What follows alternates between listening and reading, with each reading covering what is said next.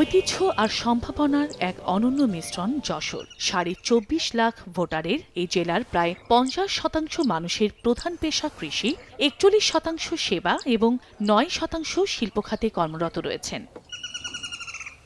ভৌগোলিক অবস্থানের কারণে ব্যবসা বাণিজ্য ও অর্থনৈতিক উন্নয়নের জন্য একটি আদর্শ স্থান এ যশোর। ধান, সবজি, মাছ ও ফুল চাষে উদ্বৃত্ত জেলা হলেও বরাবরই বঞ্চিত এ জেলার কৃষকেরা।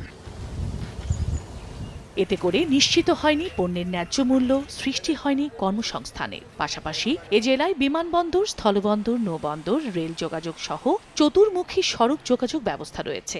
এমন অবকাঠামো নিয়ে তৃতীয় বাণিজ্য নগরী হয়ে ওঠার সুযোগ থাকলেও তা কাজে লাগানো হয়নি। গড়ে ওঠেনি কোনো শিল্প কারখানা, নেওয়া হয়নি কোনো মেগা প্রকল্প। সম্ভাবনা থাকলেও এগোয়নি শিক্ষা, স্বাস্থ্য খাত ও পর্যটন খাত। দীর্ঘদিনের এই বঞ্চনা নিয়ে অসন্তুষ্ট যশোরের সব শ্রেণী পেশার মানুষ।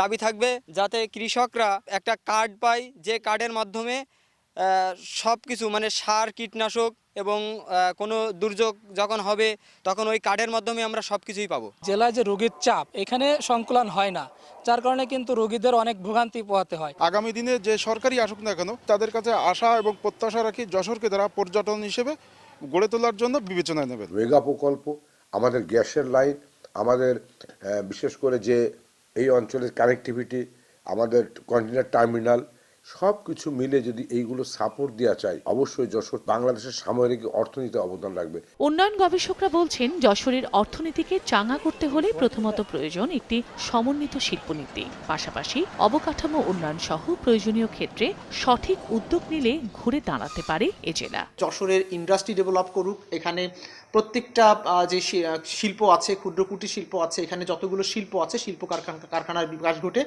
যশোরের আসল সুবিধা যেন সারা বাংলাদেশ পায়, তথা আমরা যেন উন্নয়ন বঞ্চিত না হই। মহাকবি মাইকেল মধুসূদনের স্মৃতি বিজড়িত যশোরের মূল জনসংখ্যার 35% নারী পুরুষ এখনও অর্থনৈতিক কর্মকাণ্ডের বাইরে, যাদের বয়স 15 থেকে 24 বছর। মূল কর্মক্ষম জনগোষ্ঠীর সঙ্গে এ জনগোষ্ঠীকে কাজে লাগাতে পারলে এ অঞ্চলের মানুষের জন্য খুলতে পারে নতুন সম্ভাবনার দ্বার।